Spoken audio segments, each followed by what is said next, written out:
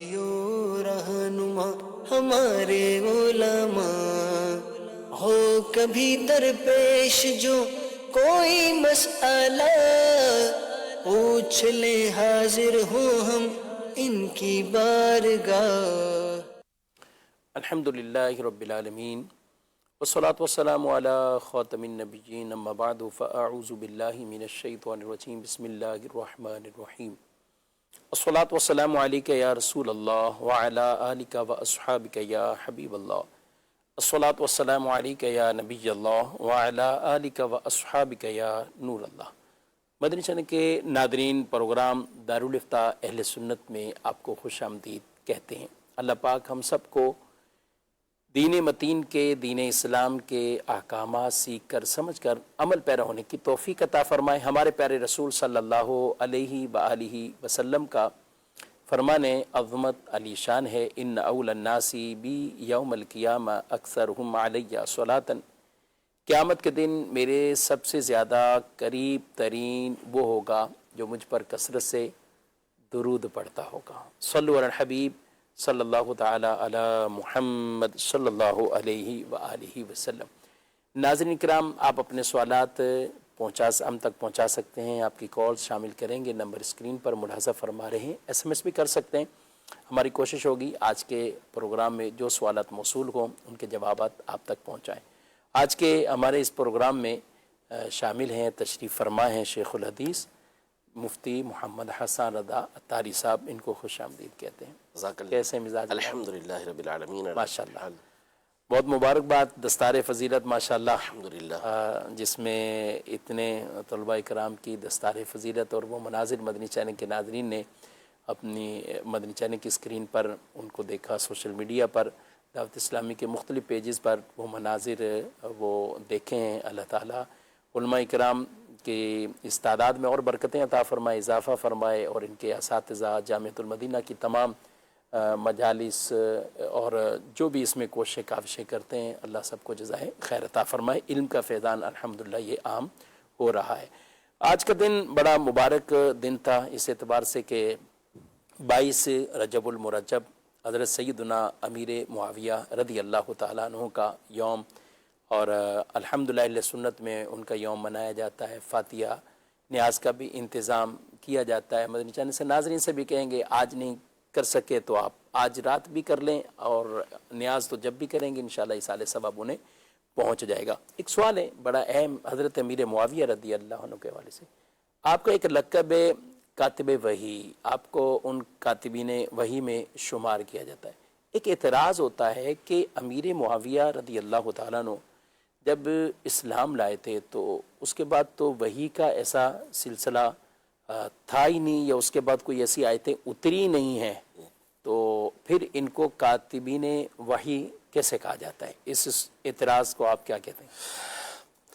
اس میں ایک اور اضافہ کر دوں گا سوال کے اندر، پھر انشاءاللہ عرض کرتا ہوں کہ بعض یہ کہتے ہیں کہ اگر انہوں نے وحی لکھی تو کون سی آیت لکھی، ذرا یہ بھی بتا دیں۔ جی، بسم اللہ الرحمن الرحیم۔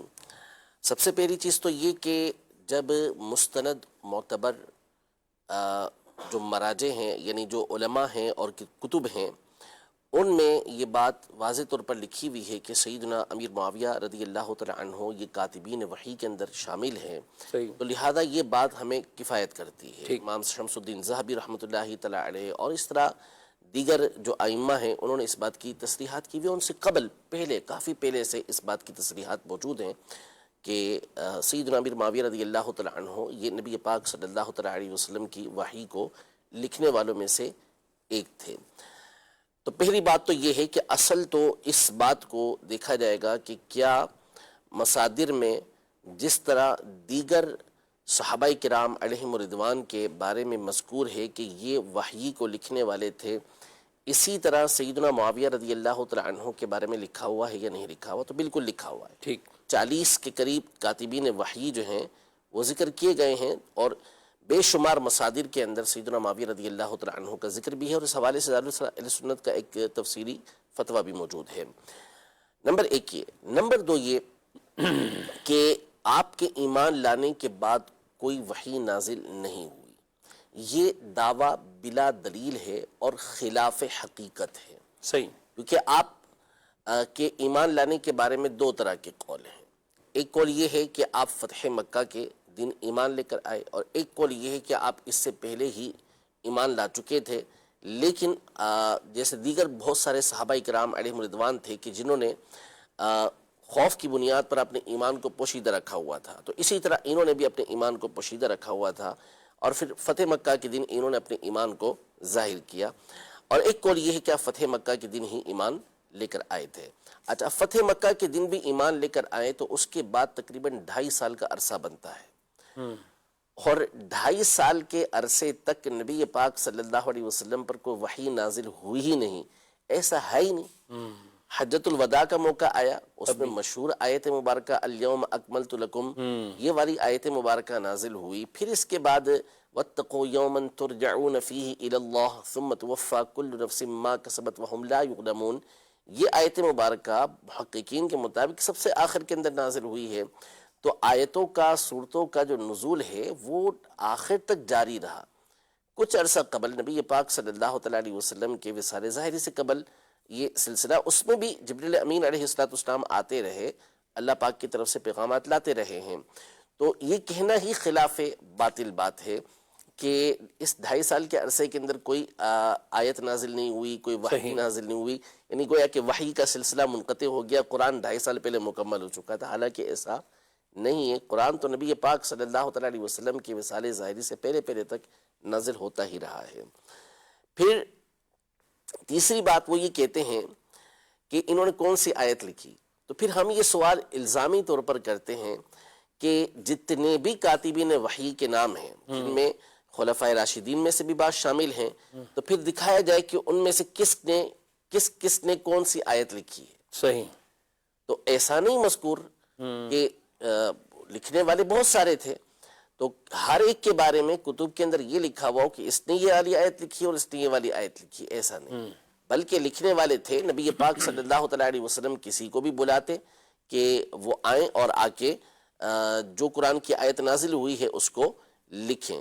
تو اس لیے یہ کوئی اعتراض نہیں ہے کہ یہ بتایا جائے کہ کون سی آیت مبارکہ نازل ہوئی، بلکہ اصل یہ ہے کہ جب کتب کے اندر، معتبر کتابوں کے اندر اس بات کی صراحت ہو چکی، اور خود صحیح مسلم شریف کے اندر یہ موجود ہے کہ حضرت امیر معاویہ رضی اللہ تعالیٰ عنہ کے والد حضرت ابو سفیان رضی اللہ تعالیٰ عنہ یہ باقاعدہ بارگاہ رسالت میں حاضر ہوئے تھے، اور حاضر ہو کر آپ نے 3 گزارشات کی تھیں. ان میں سے ایک گزارش یہی تھی کہ آپ یہ جو معاویہ ہیں میرے بیٹے، ان کو اپنا کاتب رکھ لیں، ان کو لکھنا آتا تھا. تو نبی پاک صلی اللہ تعالیٰ علیہ وسلم نے تینوں گزارش کو قبول فرمایا، اور اس گزارش کو بھی قبول فرمایا. سبحان اللہ، سبحان اللہ. اور یہ اچھا، ایک تو وہ ہوتا ہے کہ نزول کے وقت وحی کو لکھنا، یہ تو ہے، وہ خاص وحی کو لکھا جاتا تھا اور قرآن کے. تو ایک آگے بھی ہے کہ یعنی جیسے ایک جگہ لکھا ہوا ہے، پھر وہ دوسری جگہ جو لکھے، اس کے کاتبین الگ ہوتے تھے کیا؟ دیکھیں، عام طور پر تو یہ تھا کہ حضور پاک صلی اللہ علیہ وسلم پر جو وحی نازل ہوتی، آپ فوراً کسی نہ کسی کو بلوا کر اسے لکھوا دیتے تھے. تو یوں مختلف صحابہ کرام علیہم رضوان کے پاس مختلف انداز میں لکھا ہوا یہ موجود تھا. نبی پاک صلی اللہ علیہ وسلم کے دور اقدس کے اندر ایک سے دوسرے نقل کیا ہو، اس طرح کتابوں میں مجھے یاد نہیں ہے کہ لکھا ہوا ہو. ہاں یہ تھا کہ جب حضور پاک صلی اللہ تعالیٰ علیہ وآلہ وسلم دنیا سے تشریف لے گئے، اور جب حضرت ابوبکر صدیق رضی اللہ تعالیٰ عنہ کے دور کے اندر جنگ یمامہ ہوئی اور اس میں کثیر حفاظ صحابہ کرام علیہم رضوان شہید ہوئے، تو اس وقت قرآن مجید فرقان حمید جو مختلف صحابہ کے پاس لکھا ہوا تھا، اسے ایک جگہ جمع کرنے کا سلسلہ شروع ہوا، اور اس کے لیے حضرت سیدنا زید بن ثابت رضی اللہ تعالیٰ عنہ کو مقرر کیا گیا، اور ان کے تحت جو ہے وہ پوری ایک ٹیم تھی جن کے ساتھ یہ قرآن مجید فرقان حمید کو ایک جگہ پر جمع کرتے تھے.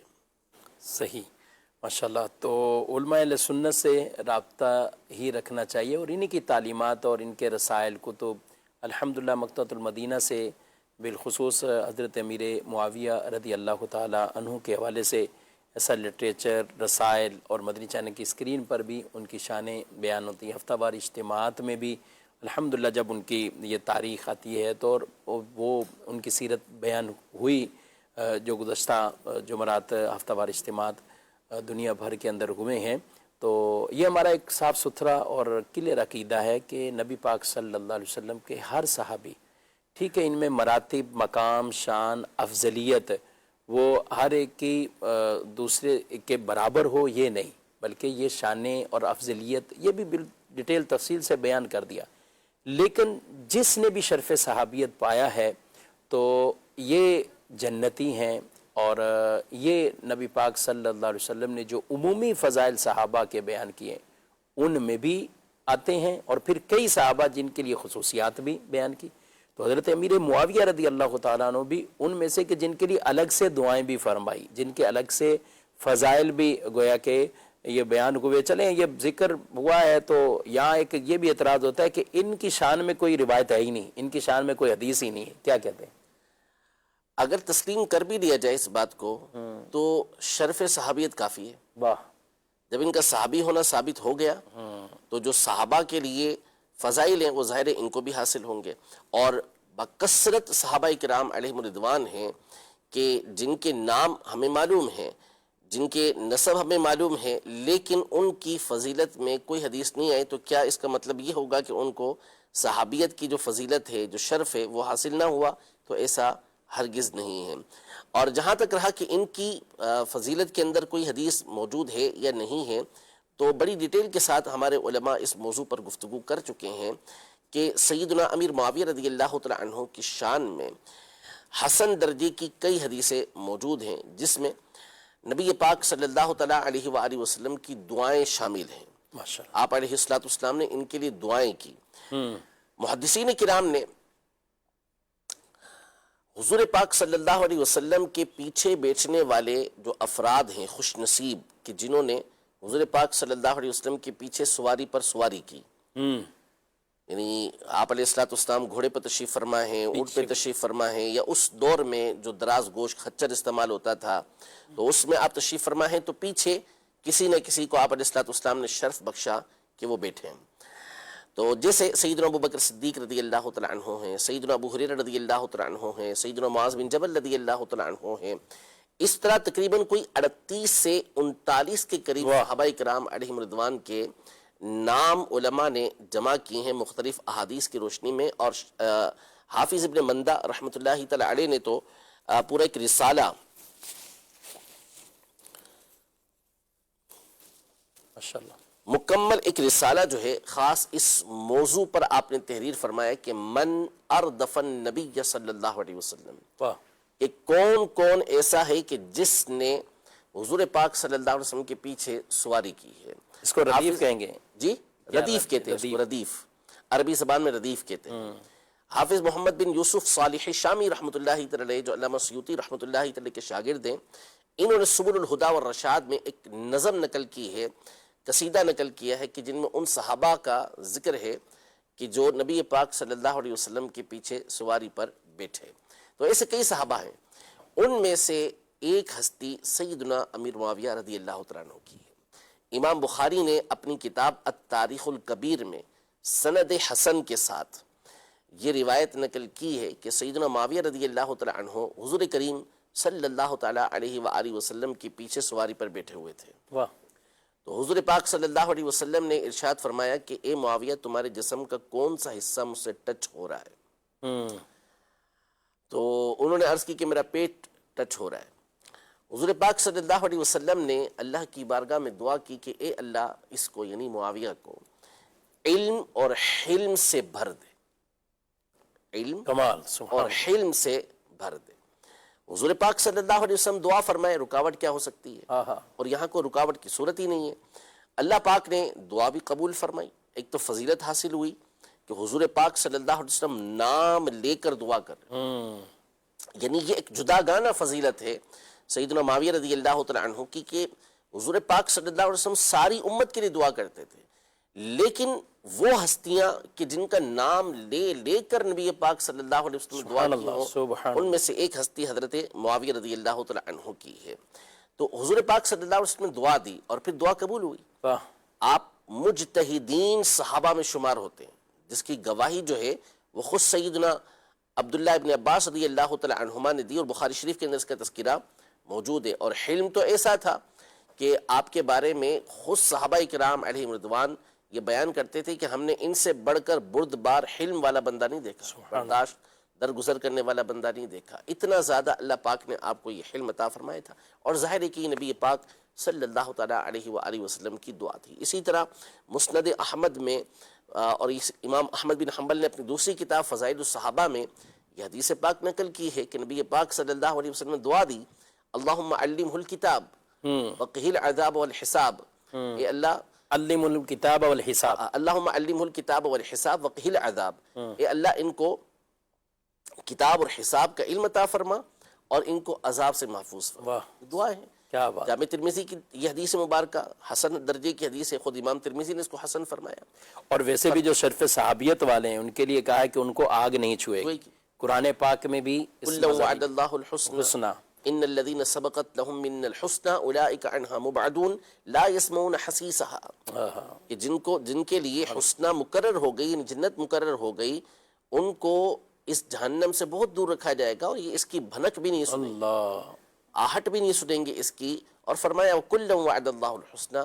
صحابہ جتنے بھی ہیں سب سے اللہ پاک نے جنت کا وعدہ کر لیا ہے. اسی لیے ہم ہر صحابی کے لیے تحقیقی نعرہ لگاتے ہیں کہ وہ جنتی ہے. سبحان ہر صحابی نبی. اور یہ باقاعدہ قرآن کی آیت سے ثابت جی ہے. قرآن کی آیت سے، احادیث طیبہ سے، اقوال ائمہ سے یہ معید ہے، مدلل ہے کہ ہر صحابی نبی جنتی ہے. ماشاءاللہ بہت پیاری گفتگو ہو رہی ہے، اور اوورال صحابہ کرام علیہ رضوان کی دائرے دلوں میں محبت بھی اور بڑھتی ہے، اور اللہ تعالیٰ اس محبت میں اضافہ فرمائے اور ہم اپنے سینوں میں دلوں میں یہ محبت بڑھتی ہوئی پائیں. اللہ ہماری نسلوں کو بھی یہ عطا فرمائے، اس پر استقامت بھی دے. آپ کے سوالات کی طرف بڑھتے ہیں، دیکھتے ہیں ہمارے ناظرین کیا پوچھیں.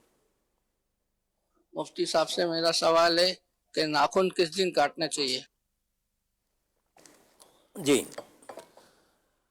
ناخن جس دن چاہیں کاٹ سکتے ہیں، اس میں کوئی حرج نہیں ہے. ہر دن کے اپنے اپنے یہ فضائل آئے ہیں. البتہ دو باتیں اس حوالے سے میں عرض کر دوں. ایک تو یہ کہ بدھ کے روز جو ناخن کاٹنا ہے، اس بارے میں دونوں طرح کی روایتیں موجود ہیں. فضیلت بھی آئی ہے، اور اس میں یہ ہے کہ اگر کاٹے گا تو پریشانی بھی پہنچ سکتی ہے. تو اس لیے بہتر ہے کہ اگر 40 دن ابھی نہیں ہوئے تو بدھ کے دن ناخن کاٹنے سے گریز کرے. لیکن اگر کسی نے کاٹے تو ہم اس کو گنہگار نہیں کہیں گے. دوسرا یہ کہ جمعہ کے لیے جو آداب لکھے ہیں اور کتابوں میں نبی پاک صلی اللہ علیہ وسلم کی احادیث بھی موجود ہیں، وہ یہ ہے کہ جمعہ کے دن جو ہے وہ ناخن کاٹنے چاہیے. تو بہتر دن جو ہے ناخن کاٹنے کا وہ جمعے کا دن ہے. لیکن اب اس میں عادات مختلف ہوتی ہیں. بعض نے جیسے مثال کے طور پر اس جمعے کسی نے ناخن کاٹ لیے تو بعضوں کے تو اگلے جمعہ تک ناخن اتنے ہو جاتے ہیں کہ آسانی کے ساتھ وہ کاٹ سکتے ہیں. اچھا بعض کا یہ ہوتا ہے کہ جمعہ کے دن اتنے نہیں ہوں گے، لیکن 2 سے 3 دن بعد، یعنی جمعہ آیا اگلا جمعہ، اس کے 2 سے 3 دن کے بعد پھر ان کے بڑھ جاتے ہیں، یعنی 10 دن کا فرق، 10-12 دن کے دن ایسے ہو جاتے ہیں. اب اگر وہ نہیں کاٹتے تو بہت زیادہ بڑھ جاتے ہیں. جمعہ کا انتظار کرتے ہیں اور دیکھنے میں تھوڑی سی ان کو اچھا نہیں لگتا اتنے بڑے ناخنوں کا ہونا. تو اگر وہ کسی اور دن بھی کاٹ لیتے ہیں تو اس میں حرج نہیں ہے. لیکن اگر کوئی عذر نہ ہو تو بہتر یہ ہے کہ جمعہ کے دن ناخن کاٹے جائیں. ٹھیک. سوالات بھی ہیں کچھ، ایس ایم ایس بھی ان کو بھی شامل کرتے ہیں. ایک شخص کہہ رہا ہے کہ کسی کے ہاں وہ کام کرتا ہے، وہ کارخانے میں اپنی مزدوری کرتا ہے، اجرت اس کا جو بھی تنخواہ معاوضہ ہے وہ لیتا ہے، لیکن کارخانے والے بجلی استعمال جو ہے نا وہ ٹھیک نہیں کرتے، یا کنڈے کی کرتے ہیں، چوری کی کرتے ہیں، تو اس کی اجرت میں کوئی مسئلہ آئے گا؟ اس کی اجرت میں تو یوں مسئلہ نہیں آئے گا کہ یہ جو اپنا کام کر رہا ہے اس کو اپنے کام کی اجرت مل رہی ہے، لیکن ایسی جگہ پہ کام کرنا نہیں چاہیے. ایک تو یہ کہ اس میں ویسے شبہ پیدا ہو جاتا ہے تو بندے کو شبے سے بچنا چاہیے، اور دوسرا یہ کہ یہ غیر قانونی کام ہے. کسی بھی وقت قانون کا اگر وہاں پر چھاپا ہوا تو نتیجہ ہی نکلے گا کہ جو ساتھ میں یہ بندہ بھی پیسا جائے گا کہ بعض اوقات سبھی کو لے کر چلے جاتے ہیں. تو ویسے بھی ایسے کام کرنے سے بندے کو گریز کرنا چاہیے. تو مالکان کو سمجھائیں، ورنہ بہرحال کوشش کر کے جلد سے جلد کسی اور جگہ پر نوکری کو تلاش کریں. اگر کسی نے زندگی میں امام جعفر صادق رضی اللہ عنہ کی نیاز نہ کی ہو تو اس سال کر سکتا ہے اس نیاز کو، یا ہر سال بڑھانا ہوگا، یا اتنی کرنی ہوگی؟ مختلف سوال کیا گیا، کسی پہلے نہیں کرتا تھا۔ سیدنا امام جعفر صادق رحمۃ اللہ تعالی علیہ ہوں یا کوئی بھی بزرگ ہو، کوئی بھی بزرگ ہو، اگر کسی نے کسی کی کبھی نیاز نہیں کی تو اہل سنت میں سے کوئی ایسا نہیں ہے کہ اس کو گناہ گار کہتا ہو، اور نہ ہی اس کو کوئی تان و تشنیع کی جاتی ہے۔ ہاں اگر وہ اس کو ناجائز کہے گا، حرام کہے گا، تو پھر یہ بات غلط ہو جائے گی ٹھیک، کہ آپ ناجائز و حرام نہیں کہہ رہے، غلط نہیں کہہ رہے، نہیں کر رہے، آپ کے اوپر کوئی تان و تشنیع نہیں ہے۔ مثلا مثال کے طور پر کوئی عصر سے پہلے کی 4 سنتیں نہیں پڑھتا، ہم اس کو کوئی تان و تشنیع نہیں کرتے، اگر صحیح، ہم اس کو کہتے ہیں کہ پڑھنا چاہیے آپ کو، لیکن اگر کوئی شخص کہے کہ نہیں عصر سے پہلے سنتیں پڑھنی نہیں چاہیے، تو اب یہ غلط ہو جائے گا۔ صحیح، تو اسی طرح اگر کوئی نیاز نہیں کر رہا تو ہم کہتے ہیں ٹھیک ہے،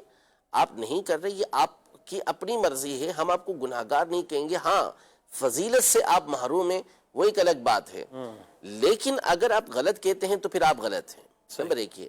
نمبر 2 یہ کہ اگر کسی نے نہیں کی، اب اس کا دل کر رہا ہے کہ میں نیاز کروں تو اب ہر سال بڑھا بڑھا کر کروں، تو ایسا کچھ نہیں ہے۔ اگر آپ چاہیں تو 1 سال میں لاکھوں کی کریں، چاہے تو آپ ہر سال ہزاروں میں کریں، چاہے آپ 10 روپے کی نیاز کریں، کوئی مسئلہ نہیں ہے۔ یہ لوگ ہماری ان چیزوں کے محتاج نہیں ہوتے، سبحان، اصل یہ ہوتا ہے کہ ان چیزوں کے ذریعے ثواب ان کی بارگاہ میں پہنچایا جاتا ہے، اور جب ثواب ان مبارک ہستیوں تک پہنچتا ہے تو ظاہر ہے کہ یہ ان کے لیے خوشی کا باعث ہوتا ہے۔ جب ان کے لیے خوشی کا باعث ہوگا تو انشاءاللہ ان کی برکات یہ ہمیں نصیب ہوں گی۔ تو ایسا ہمارے یہاں لازمی کوئی چیز نہیں ہے اہل سنت کے ہاں، لیکن ہم اس کو جائز بھی کہتے ہیں، بہتر بھی کہتے ہیں، ترغیب بھی دلاتے ہیں کہ اس کے ذریعے سے اور بہت سارے نظریات کی یہ حفاظت بھی ہوتی ہے۔ جی مزید کال۔ محمد معاویہ حسنین علی اتاری اوکاڑا، میرا یہ سوال ہے مفتی صاحب آپ سے کہ معراج کب ہوئی، شب معراج کی تاریخ کا تعین کیا ہے؟ ٹھیک ہے، مزید بھی اگر معراج سے متعلق ہوں تو سوالات ہیں۔ میرا سوال یہ ہے کہ کیا نبی پاک صلی اللہ علیہ وآلہ وسلم کو معراج شریف جسمانی ہوئی تھی یا روحانی؟ جواب ارشاد فرمائیے۔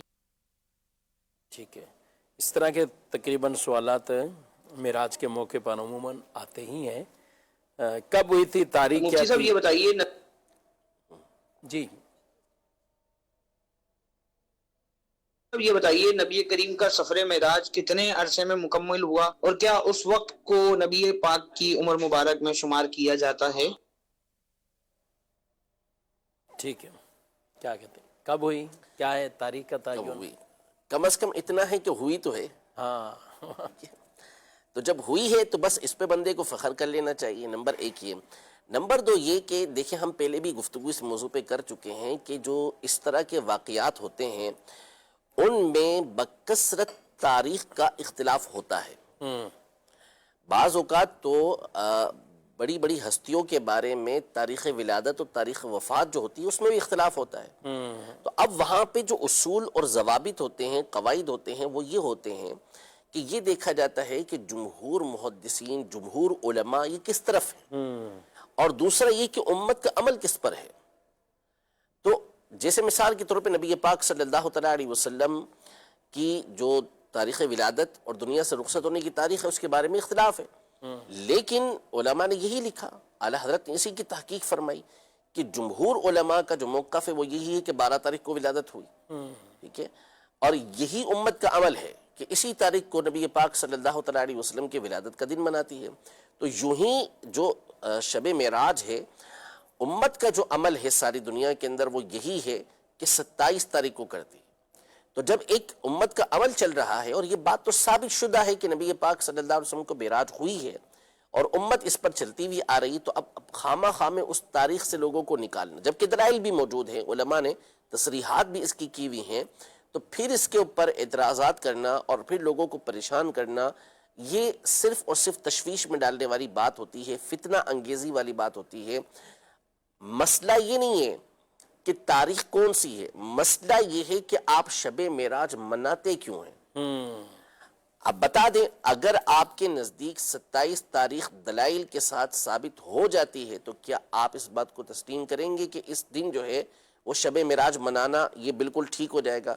ایسے لوگ پھر بھی انکار کریں گے۔ اس کا مطلب ہے کہ آپ کو تاریخ کا پرابلم نہیں ہے، اصل پرابلم یہ ہے کہ آپ نبی پاک صلی اللہ علیہ وسلم کی معراج کی رات کو منع کیوں رہے۔ تو ہم منائیں گے کہ کہ ہمیں نبی پاک صلی اللہ علیہ وسلم سے تعلق ہے، حضور پاک صلی اللہ علیہ وسلم کو اللہ نے ایک بہت بڑا شرف عطا فرمایا اس رات، تو ہم اس کی خوشیوں کو ہمیشہ مناتے آئے ہیں اور مناتے رہیں گے انشاءاللہ۔ اچھا، دوسری بات یہ ظاہر جسمانی روحانی، اس پر بھی تفصیل ڈیٹیل سے ہم کئی پروگرام میں یہ کہہ بھی چکے ہیں، عقیدہ کیا ہے وہ بیان کر دیں تاکہ یہی ہے کہ نبی پاک صلی اللہ تعالیٰ علیہ وآلہ وسلم کو جو معراج نصیب ہوئی وہ جسمانی معراج نصیب ہوئی، یہی امت کے جماہیر علماء کا، صحابہ کرام علیہم رضوان کا موقف ہے۔ اور دیکھیں اس میں سب سے بڑی بات تو یہ ہے، جسمانی معراج کے اوپر قرآن و سنت میں دلائل بھی موجود ہیں، صرف عبد کا لفظ جو ہے اس سے ہی علماء نے استدلال کیا کہ عبد جو ہے یہ کہتے ہی روح اور جسم کو ہیں، سبحان الذی اسری بعبدہ، اسرا بعبدہ، کہ پاک ہے وہ ذات کے جو رات کے ایک مختصر حصے میں اپنے بندے کو لے مسجد حرام سے مسجد اقصیٰ تک لے گئی، تو عبد کہتے ہی اس کو ہیں کہ جو جسم و جان کا مرکب ہو، نمبر ایک۔ پھر اس کے بعد جس شان کے ساتھ اللہ پاک نے اس واقعے کو بیان فرمایا، سبحان الذی، پاک ہے وہ ذات، اور پھر اس کے بعد جو کفار کے اعتراضات تھے، تو اگر یہ معراج روحانی ہوتی تو اعتراض کس بات کا؟ ان کو اعتراض یہی تو تھا، استہزاء کرنے کا جو موقع ان کو ملا ہوا تھا وہ کیا تھا کہ آپ علیہ السلام رات کے مختصر حصے کے اندر مسجد حرام سے مسجد اقصیٰ کیسے چلے گئے؟ تو جا ہی نہیں سکتا تھا، بالخصوص اس دور کے اندر یہی ان کا اعتراض تھا۔ تو اگر آپ علیہ السلام فرماتے کہ میں تو روحانی طور پر گیا، یعنی خواب کے اندر گیا یا میری روح کو یہ سیر کروائی گئی، تو وہ تو کہتے اس میں کون سا کمال ہو گیا؟ روح تو کسی کی بھی، جب بندہ سو رہا ہوتا ہے تو کہاں سے کہاں سیر کرتی رہتی ہے، نیند کے اندر تو بندہ کہاں سے کہاں چلا جاتا ہے، تو یہ تو کوئی ایسی بات نہیں کہ جس کے اوپر اعتراض کیا جا سکے۔ اعتراض کا جو مسئلہ تھا وہ یہی تھا کہ آپ نے جسم کے ساتھ جانے کا دعویٰ کیا تھا، اور یہ ان کے سامنے جب بیان ہوا تو اس پر انہوں نے اعتراض کیے۔ پھر اللہ پاک جو سبحان الذی فرما رہا ہے کہ پاک ہے وہ ذات کہ جو اپنے بندے کو رات کے مختصر حصے میں لے گئی، تو یہ جو سبحان کا کلمہ ہے اس پر ہمارے علماء نے تفصیل کے ساتھ تحقیق کرتے ہوئے بیان کیا کہ خود یہی جملہ بتاتا ہے کہ جسم کے ساتھ معراج کروائی، ورنہ اپنی ذات کا یہ تقدس بیان کرنے کی ضرورت کیا تھی کہ تم عیوب کے اندر مبتلا ہو، تم عجز کے اندر مبتلا ہو کہ تم ایسا نہیں کر سکتے، لیکن لے کر وہ ذات گئی ہے کہ جو ہر عیب سے پاک ہے اور قادر مطلق۔ قادر مطلق ہے وہ۔ تو ہمارا عقیدہ یہی ہے، نمبر ایک، کہ نبی پاک صلی اللہ تعالیٰ علیہ وسلم کو جو معراج نصیب ہوئی وہ جسمانی معراج نصیب ہوئی۔ مسجد اقصیٰ تک بھی حضور پاک صلی اللہ تعالیٰ علیہ وسلم اپنے جسم مبارک کے ساتھ گئے، جسم و روح دونوں گئیں۔ اسی طرح آسمانوں تک نبی پاک صلی اللہ تعالیٰ علیہ وسلم یہ جسم و روح کے ساتھ گئے، عرش تک جسم و روح کے ساتھ گئے۔ عرش سے اوپر جو آپ علیہ السلام لا مکان میں گئے تو اس میں آپ کی روح مبارک گئی، وہاں جسم اقدس نہیں گیا۔ یہی اعلیٰ حضرت امام اہل سنت نے تحقیق فرمائی ہے کہ جو بعض علماء نے عرش تک کہا اور بعض نے کہا کہ لا مکان میں جانا، تو آپ نے فرمایا کہ عرش تک تو جسم مبارک گیا، لا مکان میں آپ علیہ السلام کی روح مبارک گئی۔ اچھا جی، ایک اور بھی سفر معراج میں یہ جو کافی عرصہ بیان کیا جاتا ہے، لیکن دوسری طرف یہ کہ آپ صلی اللہ علیہ وسلم جہاں وضو کیا، پانی اور جو دروازے کی وہ کنڈی ہے وہ بھی ہل رہی ہے، تو اور طویل ایک عرصہ بھی ہے، تو یہ جو عرصہ ہے اس کو بھی کیا عمر مبارکہ میں شامل کرتے ہیں؟ ایسا نہیں ہے، یعنی ویسے تو دیکھیں نبی پاک صلی اللہ علیہ وسلم کی جو حقیقت ہے وہ تو نور ہے۔ اگر نور کے اعتبار سے بات کریں تو حضور پاک صلی اللہ علیہ وسلم کا نور تو حضرت آدم علیہ السلام سے پہلے پیدا کیا گیا، ہر شے سے پہلے پیدا کیا گیا، تو اس اعتبار سے تو جو عمر مبارک ہے وہ تو اللہ اور اس کا رسول ہی بہتر جانتے ہیں کہ کتنی بنتی ہے، ٹھیک ہے۔ لیکن جو دنیا میں تشریف لانا ہے حضور پاک صلی اللہ علیہ وسلم کا، تو سیرت نگار محدثین اس بات پر متفق ہے کہ نبی پاک صلی اللہ علیہ وسلم نے زندگی کے 63 سال گزارے، 40 سال تک مکہ مکرمہ میں آپ علیہ السلام رہے، 40 سال کی عمر میں آپ نے اعلان نبوت فرمایا، اور پھر اس کے بعد 13 سال آپ علیہ السلام مکہ مکرمہ میں رہے، اور 10 سال آپ صلی اللہ تعالیٰ علیہ وسلم مدینہ منورہ میں رہے۔ سب کے سب اسی بات کو لکھتے ہیں کہ آپ علیہ السلام کا جو وصال ہوا وہ 63 سال کی عمر میں ہوا۔ تو اگر اس عرصے کو آپ شامل کریں گے تو پھر تو عمر مبارک اور طویل ہو جائے گی۔